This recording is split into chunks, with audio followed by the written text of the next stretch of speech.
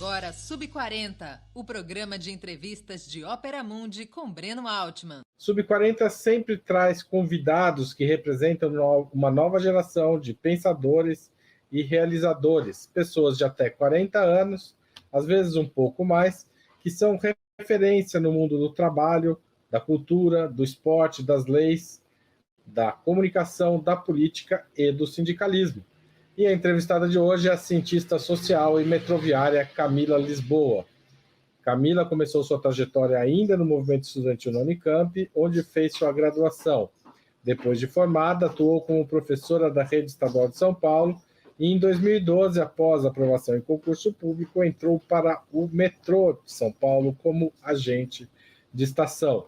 Filiada ao Sindicato dos Metroviários e Metroviárias da cidade, ela foi demitida junto com outros 41 servidores na greve de 2014.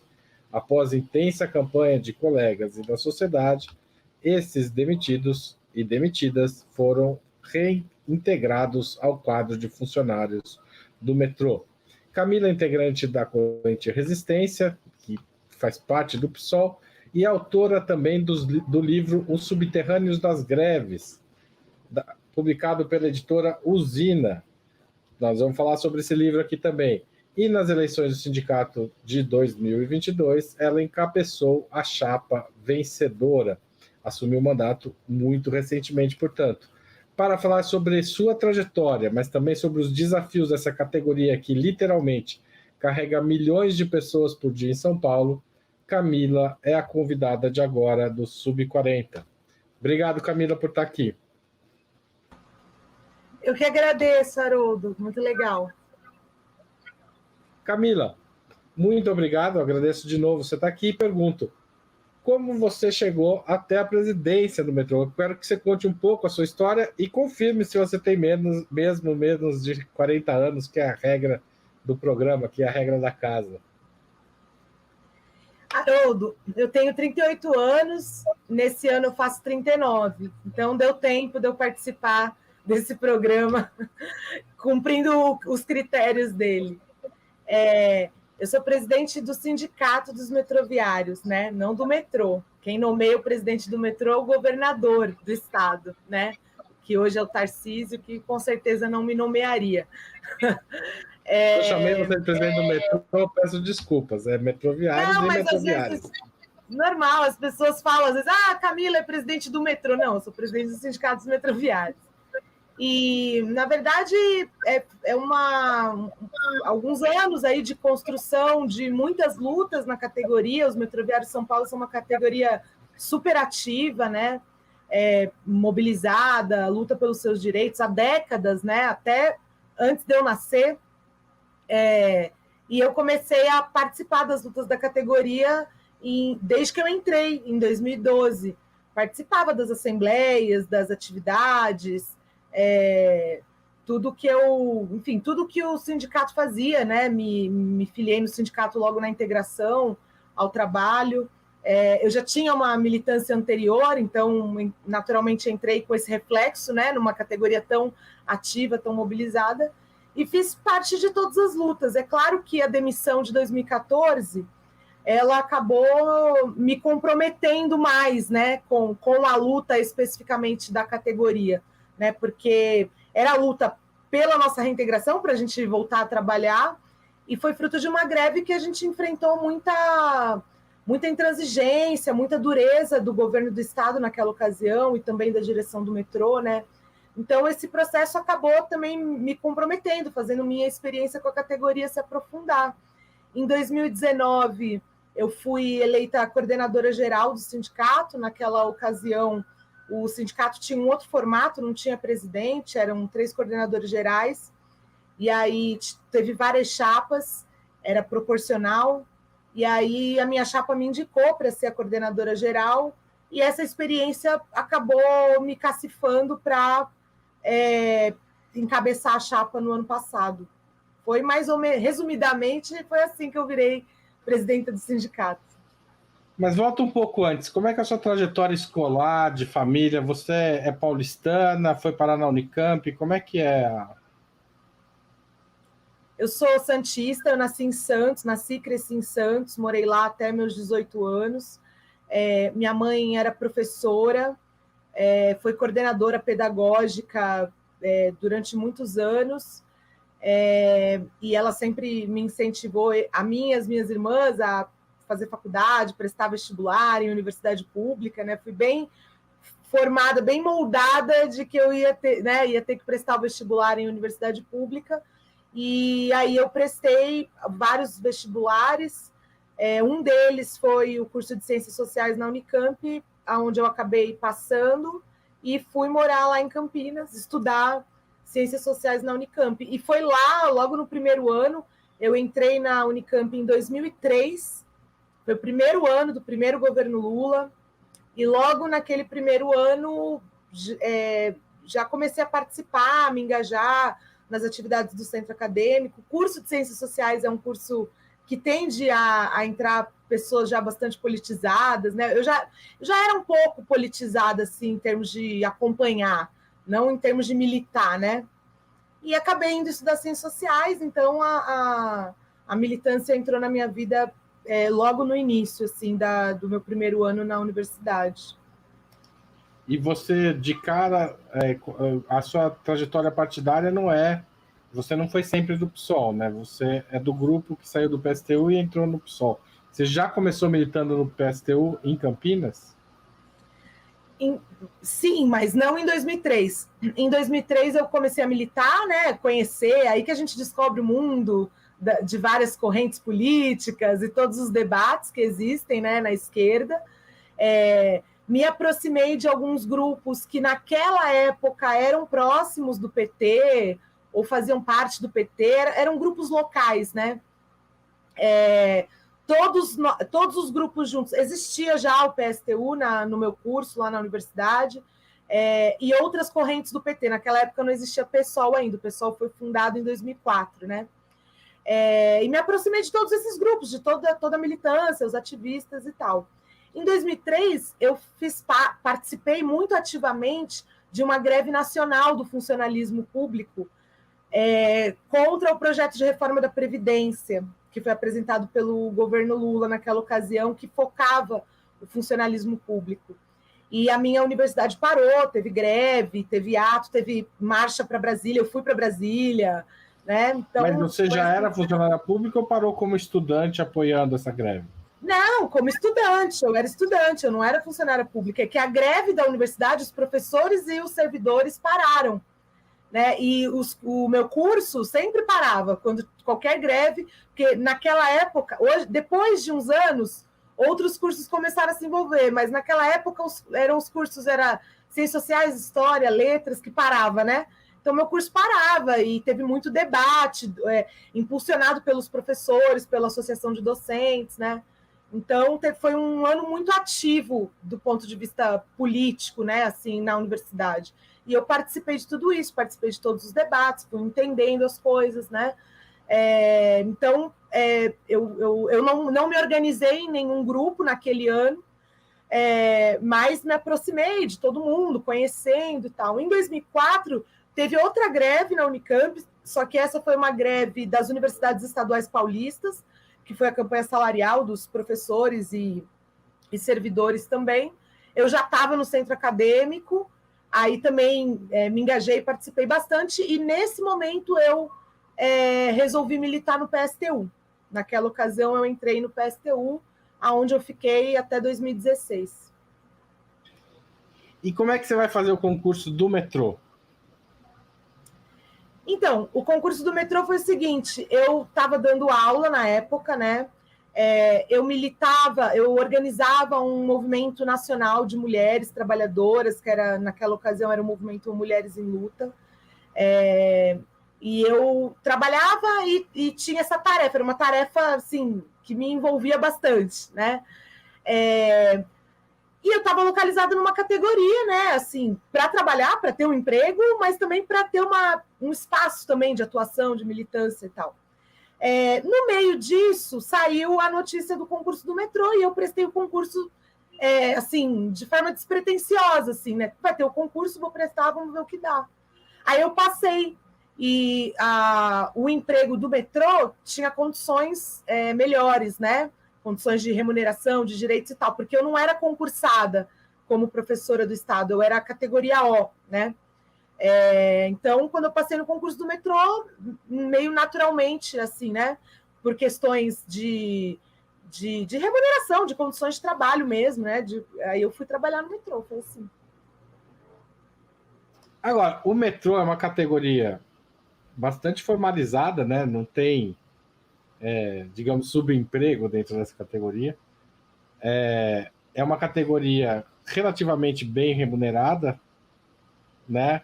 Não sei se relativamente, mas e é uma categoria muito vistosa para a população, porque a população anda de metrô todos os dias e tem uma relação direta com os metroviários no cotidiano. Como é que é participar dessa categoria e se você já ouviu dizerem que você representa, digamos, uma certa, muito entre aspas, né? Eu estou pondo aspas porque eu imagino que você ouça, elite dos trabalhadores. Então, é um pouco relativo isso, né? Isso acontece? Ou eu estou exagerando? Não, eu acho que talvez seja exagero, eu não sei. Vamos lá, olha só. Quando a gente faz greve, a nossa greve ela é muito pública, né? A gente para o metrô, né? Então, assim, a nossa luta, as nossas questões, né? As nossas reivindicações, elas entram para o debate público. E é claro que num país que tem uma média salarial baixíssima, né? Que tem 60% da população que ganha menos de 2 salários mínimos, é claro que num país como esse, o contraste de uma categoria que tem alguns salários remunerados de R$3.500, R$4.000, R$4.500, isso é um contraste, né? Mas eu não diria que é uma categoria assim de altos salários. Eu não acho que seja. É relativamente. Eu também não diria, só queria deixar claro, só tô. Não, sim, é relativamente ao que é a situação da população trabalhadora brasileira hoje, né? Mas eu não diria que são pessoas ricas, altos salários. Quando tem a greve, por exemplo, na última greve, o secretário de Transportes falou que a nossa média salarial era de R$9.200. Só que ele está fazendo uma média, é um número muito, assim, não estampa exatamente a situação, porque nessa empresa pública metrô, tem cargos altos, que são nomeações, né, que são indicações políticas e tal, que recebem 30, 40 mil reais. Então, se somar esse salário com o meu, a média vai lá para o alto mesmo, né? Mas não é a realidade da base de trabalhadores, que são as pessoas que fazem o metrô funcionar, né? O pessoal da manutenção, o pessoal que trabalha nas estações, os operadores de trem, né? Então, por exemplo, para você ter uma ideia, o meu cargo hoje, que é o agente de estação, o piso salarial desse cargo é de R$2.700, tá? Isso não é um salário altíssimo, né? Isso daí é um salário baixo, né? É mais alto do que... E para a cidade de São Paulo é um salário relativamente baixo para as condições de vida da cidade, tá? Exatamente, né? É um pouco mais alto do que uma boa parte da população brasileira, sabemos disso. É verdade também que nós temos benefícios conquistados, né? O Vale Alimentação, o Vale Refeição, que acaba significando né? Ajudando nas condições de vida. Mas eu não julgo ser uma elite de trabalho, né? Não julgo ser uma elite. Acho que no Brasil nem existe categorias assim com tanta disparidade, né? Então, eu não julgo que seja assim. Agora, essas conquistas, essa condição salarial, que é relativamente superior à média da população, são conquistas, né? São coisas conquistadas com muita briga, com muita luta, né? Então, assim, quando a gente fala que é uma categoria muito mobilizada, muito organizada, o resultado é um pouco isso, né? Conquistar coisa, brigar para ter coisas, né? E brigas muito duras. Nos últimos 3 anos, a gente enfrentou uma tentativa de praticamente acabar o nosso acordo coletivo, né? A proposta do governo Dória era de equiparar boa parte dos itens do nosso acordo coletivo à CLT, né? E nós fomos para a briga, fizemos greve e fomos para cima. A greve foi para julgamento, nós ganhamos julgamento aqui em São Paulo, depois nós ganhamos lá em Brasília, né? Mas eu acho que a gente também não teria ganhado na justiça se a gente não tivesse ido para a greve, né? Então, assim, é uma categoria de muita tradição e conquistou muita coisa porque lutou demais, né? Eu diria isso. Como é ser parte dessa categoria? Eu acho que é um aprendizado muito grande, né? Quando eu entrei no metrô, eu já era uma militante, né, há 10 anos, então eu tinha tido alguma experiência, mas uma coisa que eu aprendi bastante é que tem coisas da militância que a gente aprende fazendo e vivendo, entendeu? Eu digo isso porque, às vezes, a militância da esquerda tem um conhecimento, às vezes, um pouco teórico das coisas, mas carece de ter uma relação cotidiana com o que é a vida do trabalho e a vida da luta sendo trabalhador. E eu, fundamentalmente, aprendi isso trabalhando no metrô e lutando junto com meus colegas. Eu diria que eu aprendi muita coisa com gente que talvez tenha lido menos coisa do que eu sobre luta de classes, mas eu aprendi mais com essas pessoas do que eu ensinei essas pessoas, entendeu? Certo. Ô Camila, desde 2018, o Sindicato dos Metroviários representa também os trabalhadores que atuam nas empresas privatizadas do metrô de São Paulo.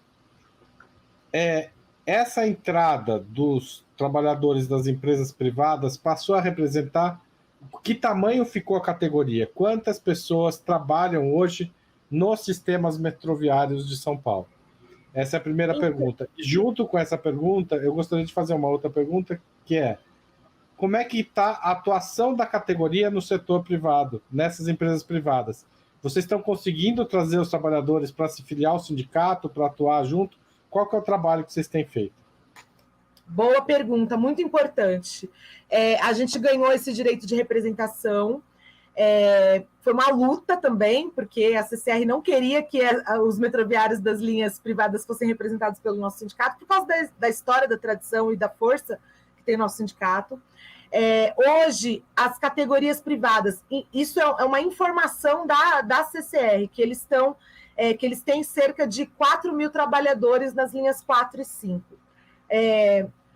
Eu acho que é um pouco menos, eu acho que talvez eles estejam englobando os trabalhadores que estão trabalhando também nas linhas 8 e 9, que foram as linhas recentemente concedidas, né? Que era da CPTM, foi concedida para a Via Mobilidade, que é uma concessionária da CCR, do grupo CCR. Mas dá para a gente trabalhar com a ideia de 2 a 3 mil metroviários contratados pelas linhas privadas. E isso tende a crescer, né? Nós também representamos os trabalhadores da linha 6 laranja, só que ainda é uma categoria muito incipiente, eles têm cerca de 70 funcionários na empresa toda, porque é uma linha que está em construção ainda, e então ainda é uma categoria por se formar. Mas vai ser privada também, né? Vai ser privada também, a linha 6. A linha 6 foi uma concessão vencida pelo consórcio da Acciona espanhola, e na linha 4 e 5 é o grupo CCR. Veja, é diferente, né? Representar trabalhadores de uma linha privada. E no metrô de São Paulo, quantos trabalhadores são? São 7.500. No metrô estatal são 7.500, tá? O nosso sindicato tem cerca de... Do metrô estatal tem 4.500 filiados. É um sindicato com alta taxa de sindicalização em relação aos trabalhadores do metrô estatal. No metrô privado isso é bem mais difícil. A gente já fez algumas filiações, mas ainda é muito pouco em relação ao tamanho da categoria. As dificuldades giram em torno de várias coisas, né? Primeiro, é uma categoria mais jovem, né? Inclusive mais jovem do que eu tenho 38 anos, mais jovem do que eu. Então, a tradição, né? A relação, a cultura sindical é menor, né? A não ser aquelas pessoas que trabalharam em outro lugar e conhecem sindicato, ou a família e tudo mais, mas é uma cultura menor, né? Também se soma a dificuldade um certo processo de perseguição, né? Por exemplo, vou te dar um exemplo, houve demissões de pessoas que se aproximaram do sindicato, né?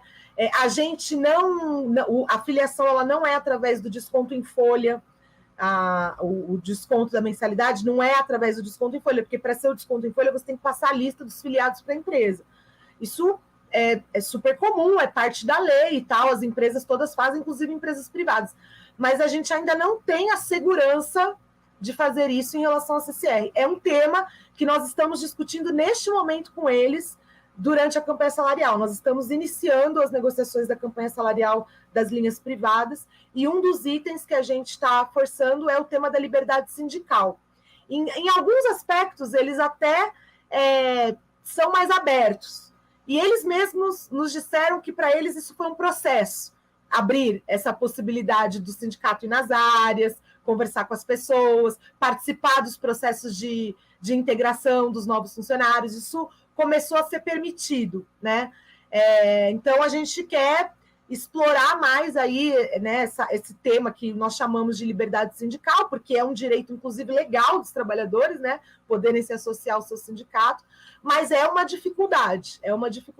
E há também uma dificuldade particular para o nosso sindicato, porque durante 40 anos a gente representou trabalhadores de uma única empresa estatal.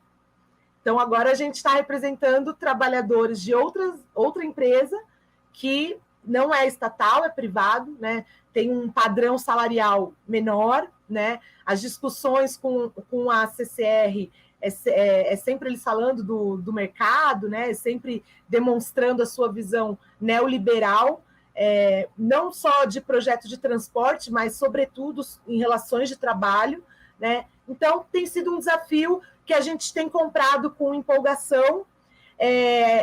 Empolgação porque é um desafio estratégico, porque se desenvolve o projeto Dória e agora Tarcísio, né, sobre o transporte sobre trilhos aqui em São Paulo, a tendência é que a categoria seja majoritariamente privada, porque eles vislumbram uma expansão do transporte metroferroviário através das concessões.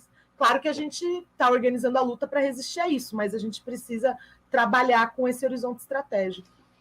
Como que é a relação do sindicato dos metroviários com os sindicatos que representam os trabalhadores da CPTM? É um pouco mais difícil, porque são 3 sindicatos que representam os trabalhadores da CPTM, é uma divisão que a gente considera ruim, mas faz muitos anos, enfim, toda uma história aí para entender esse processo. A gente tem uma proximidade política e até pessoal, assim, de se falar, né, maior com o sindicato das linhas 11, 12 e 13, que são as linhas aqui da Leste, né, que é o sindicato que fica lá na sede do Brás, né, Central do Brasil. A gente tem maior relação com eles e temos quase nenhuma relação, infelizmente, com os outros sindicatos. A gente quer tentar abrir um canal de relação, de conversa agora, porque a gente quer propor ao movimento sindical e social em São Paulo a construção de uma frente em defesa dos serviços públicos contra o projeto de privatização, né? O Tarcísio já falou, foi lá para a Suíça, colocou o metrô à venda, a CPTM à venda, a Sabesp à venda. Então, a gente quer afinar essas relações para poder ter mais força para defender o serviço público. Tá certo, gente. Até agora a gente falou bastante da Camila e do sindicato, mas daqui a pouco a gente vai falar do Tarcísio e do Lula. Antes de fazer isso, eu queria convidar vocês a se tornarem membros pagantes do canal de Ópera Mundi no YouTube, clicando embaixo está escrito dessa transmissão, está escrito Seja Membro. É fácil, tem várias faixas de preço.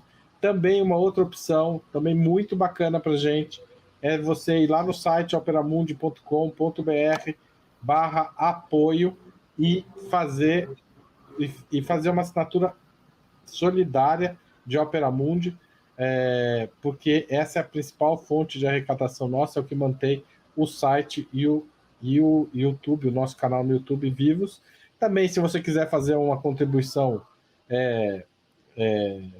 imediata agora, você pode fazer um superchat, se você estiver fazendo a transmissão, assistindo durante a transmissão, um super sticker ou um valeu demais, se for depois. E também tem o Pix, que a chave fica sempre aqui no alto da tela, tá certo? E também agora embaixo, o Igor colocou embaixo também, apoia@operamundi.br. Camila, o que representa para os trabalhadores do metrô a eleição de Lula contra Bolsonaro? E qual é o impacto da gente ter eleito um bolsonarista para o governo do Estado de São Paulo na atual conjuntura? Olha, quando saiu o resultado do primeiro turno, eu fiquei bastante surpresa, positivamente surpresa, em como que os meus colegas no metrô, os trabalhadores, falaram assim: o sindicato agora tem que urgentemente fazer campanha para o Lula e para o Haddad aqui em São Paulo. O centro da tarefa do sindicato é essa. Eu fiquei surpresa positivamente, porque às vezes os trabalhadores querem que o sindicato não fale de política, né? Cuida aqui do meu problema aqui e tal.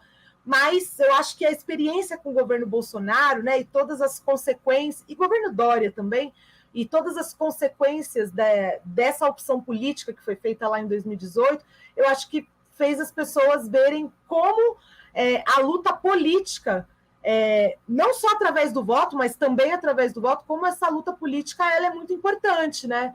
Então, eu acho que a derrota do Bolsonaro e a vitória do Lula, ela significou um respiro, né, num sentido assim, de a gente ter melhores condições de lutar, né, de a gente ter um canal de conversa melhor no governo federal. Embora a nossa categoria seja uma categoria estadual, né, e o nosso patrão é o Tarcísio agora, infelizmente, né, não é exatamente o governo federal, mas todo tipo de diálogo que se abre um respiro maior para a gente enfrentar as consequências tanto do projeto de privatização que se exerce sobre o metrô, quanto do sucateamento do serviço público, né? Então, eu acho que a eleição do Lula representou uma esperança neste sentido, assim, olha, agora estamos em melhores condições de lutar e a gente pode ter um canal de diálogo melhor via governo federal, né? É claro que isso aconteceu junto com uma derrota muito grande, né? Eu acho que a eleição do Lula, ela significou, de uma forma geral, ela foi uma demonstração de resiliência do povo trabalhador, porque a batalha eleitoral ela não foi difícil, a gente enfrentou um aparato gigantesco, né? Enfrentou todo tipo de intenção golpista e cada dia que passa a gente está vendo mais essas intenções, né? A declaração lá do Valdemar da Costa Neto, o documento que foi achado na casa do Anderson Torres. Então, a gente enfrentou um negócio muito pesado e a gente ganhou. E com tudo isso a gente ganhou. Então, isso dá um respiro e um sinal de resiliência que eu acho que influencia na moral da classe trabalhadora, né? E, além disso, essa possibilidade de um canal de diálogo e tudo mais. Aqui em São Paulo, eu acho que a gente teve uma derrota muito grande, né? Uma derrota significativa. Acho lamentável que a burguesia dita democrática aqui no estado de São Paulo tenha tanta repulsa do PT governar, porque eu acho que o que aconteceu aqui em São Paulo foi isso. Muita gente super anti-Bolsonaro, mas escolheu Tarcísio porque as pessoas têm um pensamento tão elitista, mas tão elitista, que acha que seria o fim do mundo o Haddad ser governador de São Paulo, né? Lamento muito por isso. Lamento também... Pode continuar, desculpa, te interrompi. Não, eu lamento pelos trabalhadores, porque os trabalhadores que votaram no Tarcísio, porque Bolsonaro não teria a votação e a força que teve se ele não tivesse uma implantação entre os trabalhadores, entre o povo. E eu sei que na minha categoria teve, não foi maioria, mas eu sei que teve gente que votou no Bolsonaro e que provavelmente votou no Tarcísio, por extensão, né, do voto político. Sei também que teve gente que votou no Bolsonaro e votou no Haddad. A pessoa sabe que o bolsonarismo é uma coisa que atenta contra o seu emprego e votou no Bolsonaro lá em cima e votou no Haddad aqui em São Paulo, né? Acho que a gente teve uma derrota grande, eu acho que a prova disso são as intenções que o Tarcísio está demonstrando, né? As nomeações que ele fez, o secretário da Educação, a criação dessa pasta de parceria de investimento, né? Ele ainda não nomeou, por exemplo, o presidente do metrô, né? Que é uma empresa pública que o presidente tem que ser nomeado pelo governador, né? Então, eu acho que a gente caminha para um período muito difícil aqui em São Paulo, muito, muito, muito difícil, mas eu acho que a nossa tarefa, a tarefa dos sindicatos, das lideranças sindicais, das lideranças políticas, dos movimentos sociais, eu acho que a tarefa é organizar a resistência contra qualquer tipo de ataque ao serviço público, às empresas públicas, e lutar para a vida do povo melhorar aqui em São Paulo, né? Agora, com o Ministério, com o governo Lula, a gente voltou a ter Ministério do Trabalho e um sindicalista à frente deste ministério. Do ponto de vista prático para os sindicatos metroviários, já tem alguma consequência? Ou você acha que isso virá e como virá? Então, eu participei daquela atividade que o Lula convocou com as centrais sindicais e com os dirigentes sindicais. Eu estive lá em Brasília, foi no dia 18 de janeiro. Eu acho que só isso, assim, só o fato de ter uma atividade do presidente, do ministro do Trabalho com os sindicalistas já é simbolicamente uma enorme diferença de relação do governo com o movimento sindical. Isso em si já é bom. O caminho concreto que a gente está vendo assim, de consequências tem particularmente a ver com um processo que está acontecendo em Belo Horizonte, porque em Belo Horizonte houve a concessão do metrô no dia 22 de dezembro do ano passado. E a gente batalhou para isso não acontecer, né? Tem uma articulação dos metroviários em todo o país. Inclusive, eu fui para lá com dirigentes de sindicatos dos metroviários de outros estados, Belo Horizonte, Rio Grande do Sul, Piauí e outros estados, enfim. E o que a gente conseguiu concretamente foi um canal de diálogo com o Ministério de Tecnologia, né?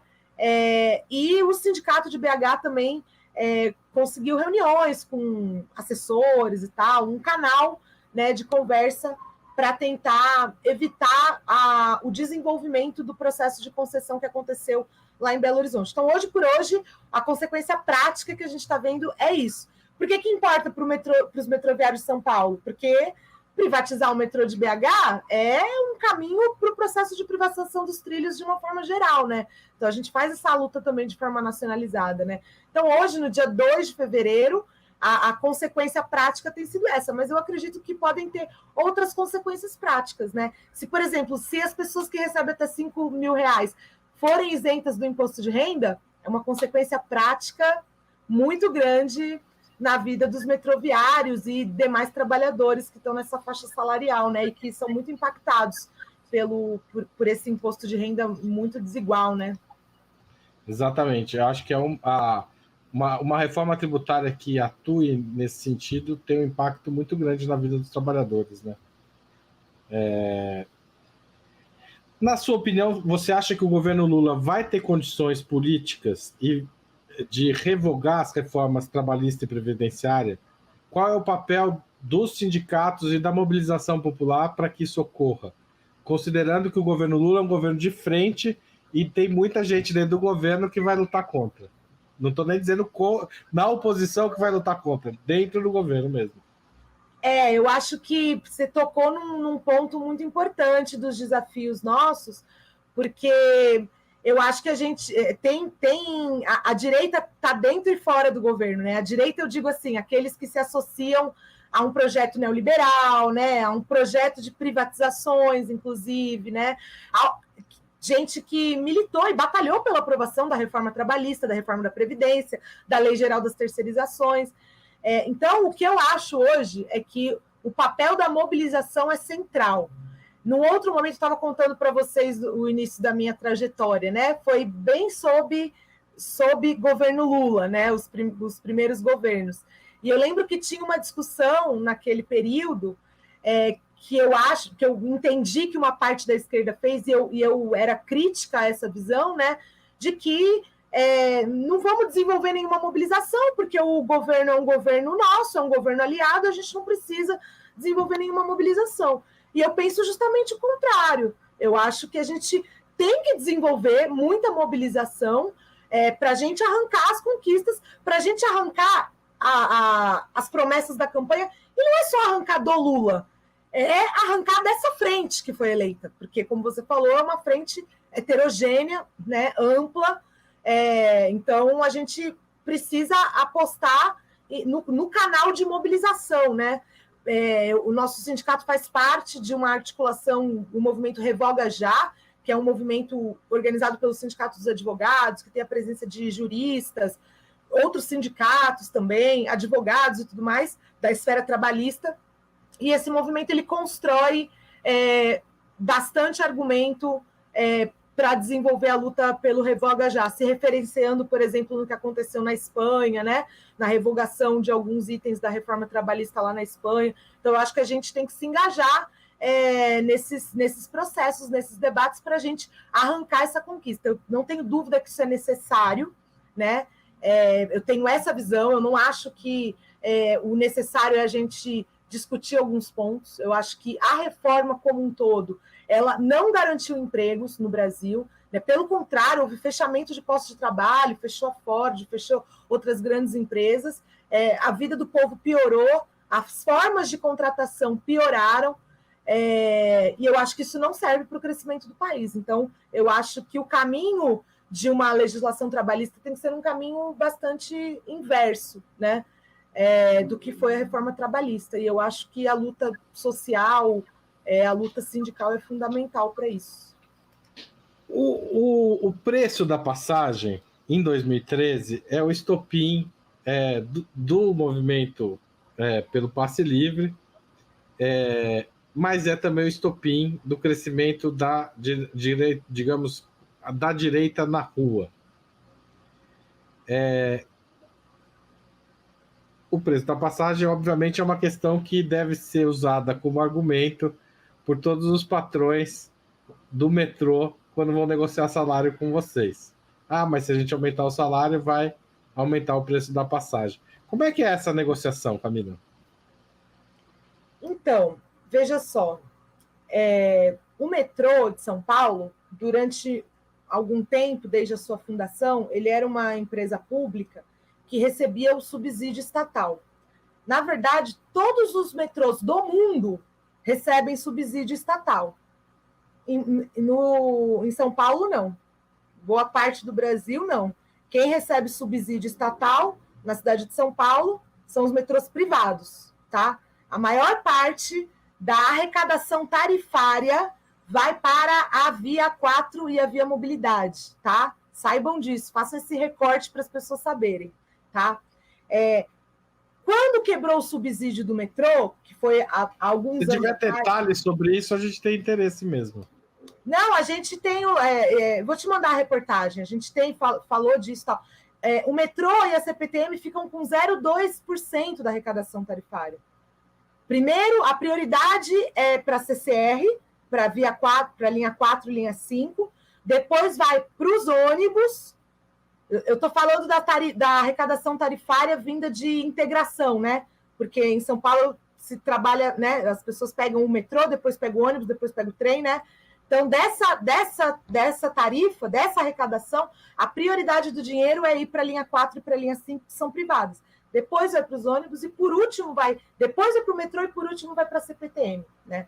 Então, isso é só uma demonstração do problema. E o subsídio estatal ele já parou há muitos anos, há mais de 10 anos atrás, que o governo do estado optou por uma gestão financeira do metrô com base na autossuficiência, né, do metrô se pagar. A gente sempre foi crítico a isso, né, porque o metrô ele é transporte público. O metrô, a CPTM, é transporte público. Então tem que ter subsídio. Por que tem subsídio em Buenos Aires? Para a tarifa ficar mais barata e para o metrô melhorar. Entendeu? É um exemplo. Eu acho que é o que tinha que acontecer no Brasil. O transporte na Constituição, ele é direito social. Ninguém se imagina ou acharia razoável fazer uma consulta no SUS e pagar pela consulta ou pagar uma parte da consulta. Ninguém acharia razoável colocar seu filho ou sua filha numa escola pública e vir um boleto no final do mês para a pessoa pagar, ainda que fosse uma quantia pequena, uma quantia simbólica, ninguém acharia razoável, porque as pessoas entendem que saúde e educação é um direito social, uma obrigação do Estado. E o transporte também é. Então, nessa concepção, inclusive, a gente defende como programa a tarifa zero, né? Rumar para a tarifa zero. Mas, assim, minimamente ter um subsídio para diminuir a tarifa seria obrigação. Isso não é nenhuma grande medida socialista. Tem vários países no mundo que estão longe de ser socialistas que a gestão do sistema metroferroviário se dá dessa forma, né? Então, se você larga essa discussão que eu fiz, aí a gente cai nesse problema de associar tarifa com salário, entendeu? E essa associação ela é errada de ser feita, entendeu? Porque a tarifa, ela nem deveria existir, né? Eu acho. Ou de forma simbólica, uma coisa, né, baixa para ser acessível para as pessoas. E o serviço bem remunerado, bem entregue para a população, e o trabalho bem remunerado é parte do investimento do Estado, deveria ser, né? Então, assim, essa discussão ela já existiu na nossa categoria, é verdade. Em 2013, quando teve muito apelo o tema do aumento das tarifas, foi um pouco superada essa discussão na categoria. Eu lembro que na época a gente trabalhou com um colete escrito não ao aumento das passagens, que era uma bandeira um pouco mais difícil de fazer em outros momentos, mas as manifestações, os debates gerados por 2013, pela história lá dos 20 centavos, permitiram que uma categoria como a nossa pudesse trabalhar de colete, se engajando no que era o apelo popular lá de 2013, que eu acho que essa primeira parte, né, de junho foi uma parte muito progressiva, eram reivindicações muito justas, demandas populares, que os movimentos sociais, os sindicatos, os partidos de esquerda tinham que estar mesmo totalmente associados. Infelizmente, foi roubado, né? Eu entendo que depois esse caráter foi roubado no processo de junho. Junho foi um processo bastante complexo e dá para ver essas diferentes etapas. Eu acho que o começo dele, o estopim, que foi a coisa da tarifa, eu acho que foi um começo assim, muito importante, com demandas muito importantes, totalmente associadas a demandas do povo, né? Depois que, infelizmente, foi roubado e a história contou, né, o que aconteceu. Camila, você escreveu um livro, na verdade é um mestrado, depois publicado em livro, sobre as greves, especialmente as greves do metrô. O que você conta nesse livro para gente? Os subterrâneos das greves, a percepção dos usuários de metrô sobre as greves de seus trabalhadores. Então, a motivação para eu fazer essa pesquisa, eu fui fazer mestrado, né? Eu tinha me formado lá atrás, aí, enfim, fui fazer o mestrado e fui procurar um objeto de pesquisa que me suscitasse uma pergunta científica, né? Que pudesse desenvolver. E na greve de 2014, eu estava fazendo um piquete numa estação, e aí um passageiro, estava com muita raiva da gente, que ele precisava embarcar, né? E a gente estava em greve, acho que já era o 3º ou 4º dia da greve. E ele falou assim que o nosso vale-refeição era o valor do salário dele. Ele falou para a gente, xingando, a gente não teve nenhuma possibilidade de diálogo ali naquele momento, né? Ele estava muito bravo, e ele falou isso. Claro que não foi a primeira vez que eu me deparei com uma questão dessa, mas isso me fez pensar muito, né? Assim, foi uma cena marcante para mim, né? De pensar como que os passageiros do metrô eles podem ser ou não um aliado da nossa greve, né? Porque quem luta contra a nossa greve busca essa relação com a população, né? Quem divulga as coisas contrárias à nossa greve, criticando, questionando, né? Quem faz isso, que é o governo do Estado, que é quem a gente enfrenta na greve, que é também a grande mídia, né? A imprensa comercial, os grandes veículos de comunicação, eles buscam na população usuária, nos passageiros e nas passageiras, a base social para o discurso deles, né? De questionar a greve, de condenar a greve e tudo mais. Então, eu fiquei com essa pergunta, mas é isso? E na categoria, inclusive, tem uma conversa assim, meio do dia a dia, assim, a população sempre fica contra a gente, xinga a gente e tal. Só que isso, para mim, sempre foi uma dúvida, né? Assim, é isso mesmo? Vamos ver se é isso. Será que é isso? Né? O que você descobriu? Eu descobri que não é isso, que pode não ser isso, na verdade, né? O que eu fiz? Eu fiz uma entrevista com 312 passageiros, né? É uma amostragem que estatisticamente é válida, mas eu também nem me propus a a falar assim, isso aqui são os usuários do metrô. Fui bastante cuidadosa com generalizações, mas estatisticamente é uma amostra válida. E eu conversei com eles para saber quem são, né, qual o perfil dos usuários do metrô, comparei com algumas outras pesquisas sobre os usuários, que confirmou a validade da minha amostra, assim, em termos de público feminino masculino, faixa etária, composição racial, condições de trabalho, salário, né? Tipos de modais que as pessoas usam, regiões da cidade, né? Perguntei bastante assim, essas características, e perguntei também a relação política e sindical dessas pessoas com a vida, né? Se já fez greve, se é associado ao sindicato, né? Depois que eu perguntei isso, eu perguntei a opinião sobre as greves. E eu fiz uma gradação das opiniões, né? Desde as pessoas que acham totalmente certas até as pessoas que acham totalmente erradas. Depois, no último capítulo, eu dividi esses grupos de opinião e caracterizei esses grupos de opinião, né? Qual frequência, por exemplo, dos jovens estudantes dentre aqueles que acham as greves totalmente certas, entendeu? E fui caracterizando. Eu percebi que as pessoas mais jovens têm muita simpatia à greve, né? As pessoas com salários mais altos tinham menos simpatia, né? Então, eu fui fazendo essas associações. E eu percebi, porque no total das coisas das pessoas que eu entrevistei, 60% das pessoas responderam acharem as greves totalmente ou parcialmente certas. Eu achei um número expressivo, eu não esperava esse número, né? Inclusive aquelas pessoas que têm pouquíssima relação com o movimento sindical, que nunca participou de protesto, eu perguntei tudo isso, né? Então eu vi que tem alguns caminhos de diálogo, sim, para que a nossa greve não se configure uma guerra entre trabalhadores do metrô e passageiros, entendeu? É óbvio que são alguns caminhos, né? Por exemplo, as pessoas têm muita simpatia por determinadas bandeiras das greves. Eu perguntei, em quais casos você acha que a greve é justa?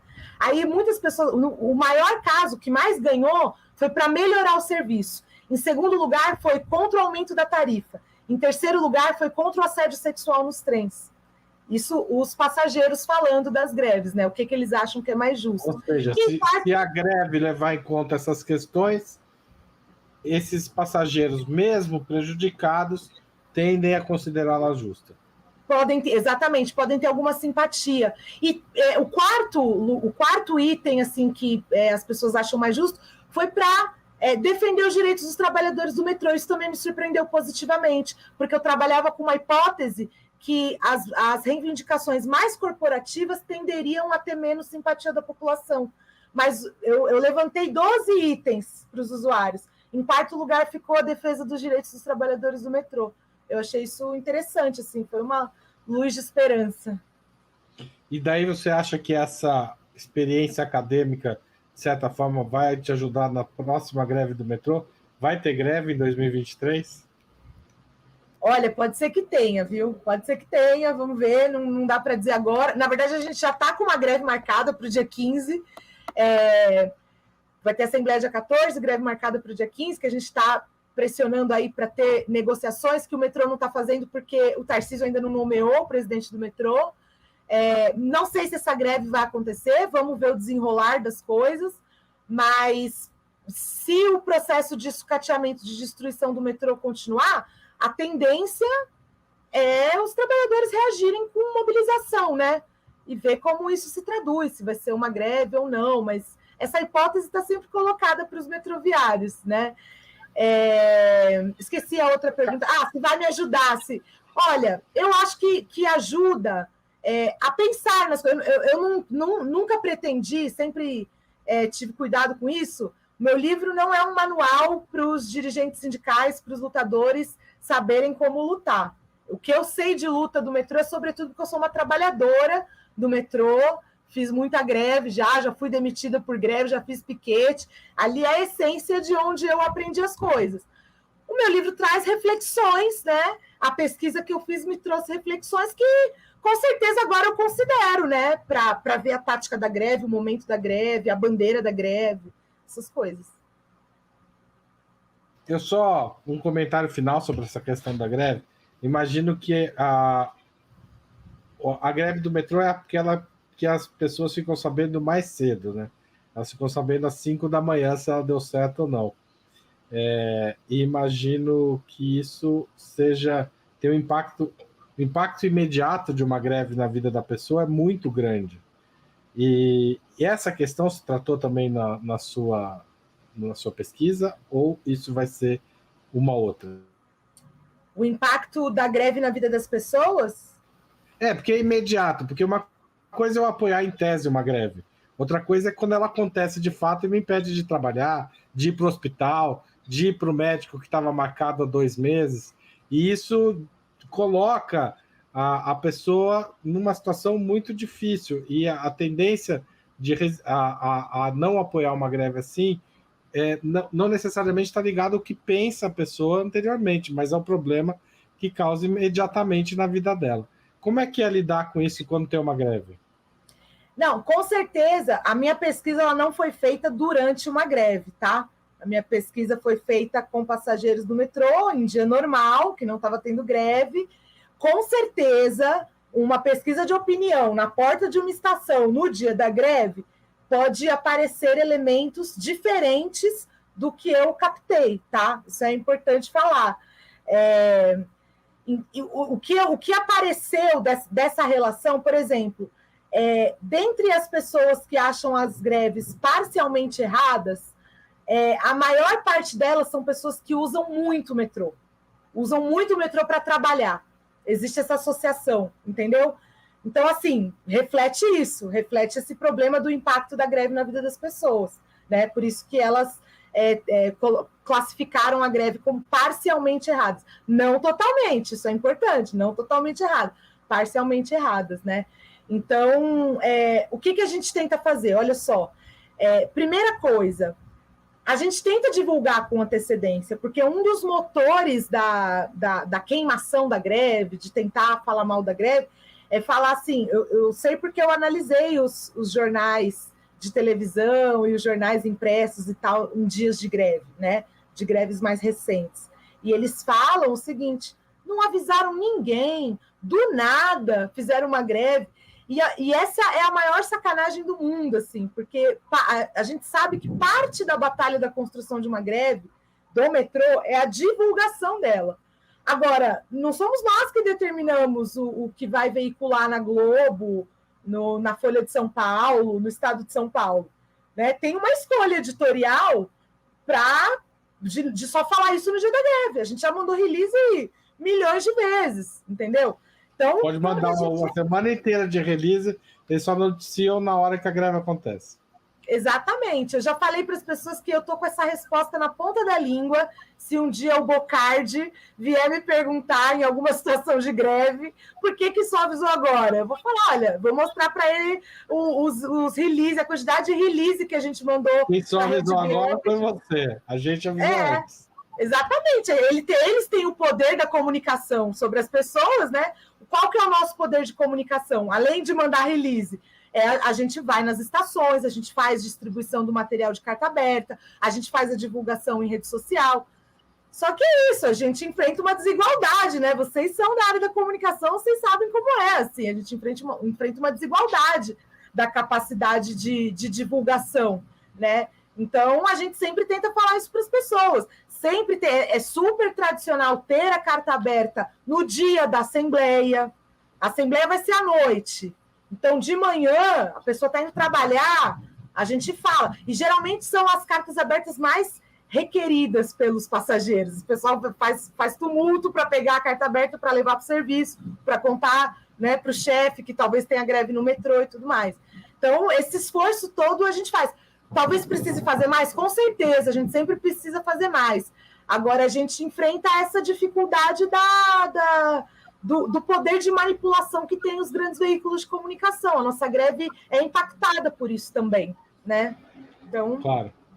Camila, a gente está estourando o tempo aqui, mas a gente sempre faz um questionário sub-40 e eu vou fazê-lo com você também. Tudo bem? Vamos lá? Vamos lá. Cerveja prato imperdível. Eu gosto muito de pizza. Olha só. Santista paulistana mesmo. Mas as pizzas em Santos já eram muito boas. Aí eu vim morar em São Paulo, aí me apaixonei. Tá certo. Cerveja, cachaça ou vinho? Dentre esses três, eu fico com cerveja, mas eu não tô bebendo muito mais, não. Já bebi mais. Acho que a idade está chegando, eu tô bebendo menos. Nem fala isso para mim, que a verdade já passou. Esporte favorito? Hoje em dia eu gosto de correr, eu corro, mas mas eu amo natação. Quando eu era adolescente, eu fui nadadora, né? Fui atleta mesmo de treinar e tal. Parei novinha, mas eu amo esse esporte. É que é um esporte mais difícil de encaixar na vida cotidiana do dia a dia, por isso que eu não faço natação hoje, mas eu corro, eu gosto de correr. Todo dia? Quantas vezes por semana você sai para treinar? Eu corro umas 3 vezes por semana, mais ou menos. Eu faço musculação também, aí eu alterno, entendeu? Entendi. Time de futebol? Eu sou santista, né? Você sabe que é uma tradição dos presidentes dos sindicatos metroviários serem santistas. Olha só. Você podia ser presidente da torcida jovem do Santos, porque tem uma época que o presidente da torcida jovem tinha uns 50, 60 anos. Nossa! Sempre fui questionada sobre como eu, com a idade que eu tenho, sou santista. É que eu sou santista porque eu nasci na cidade, meu pai é apaixonado pelo Santos. Você é duas vezes santista. Passatempo. Eu assisto muita série na Netflix e tal, assisto bastante. Acho que é o meu maior passatempo é esse. Tá assistindo alguma agora? Tô. Qual? Tô assistindo Good Girls. Muito legal. Um pouco mais antiga, mas eu vi uma crítica aí que era muito legal, coloquei para ver e é muito legal. Tô no meio dela. Muito bem. Livro inesquecível. Então, eu gosto do Estrangeiro, né? Um livro que eu li há muito tempo atrás.